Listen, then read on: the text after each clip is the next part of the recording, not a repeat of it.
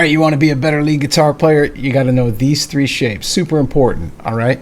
Of course, you got to know your cowboy chords and your bar chords and stuff.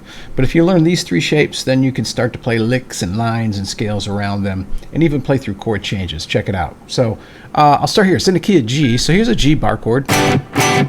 Pretty simple. We're just going to play these three notes. It's a G major triad. Right? And we can learn little licks around that. Right?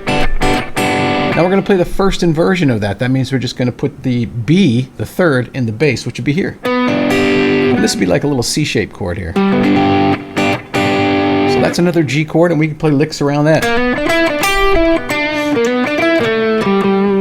And then the next one is like an A here, up on the 12th fret. Now with this one, we can play behind the chord,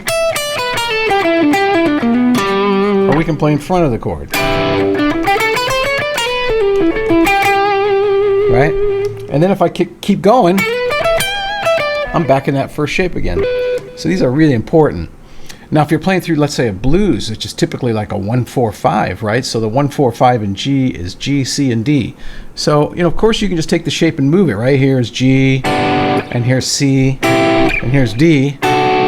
But you can also use the different inversions to keep in a position here, right? So you can play G here, but then I could just play C here and D here.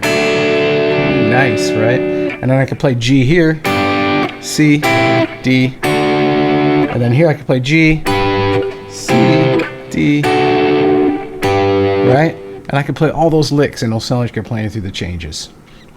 Give it a go.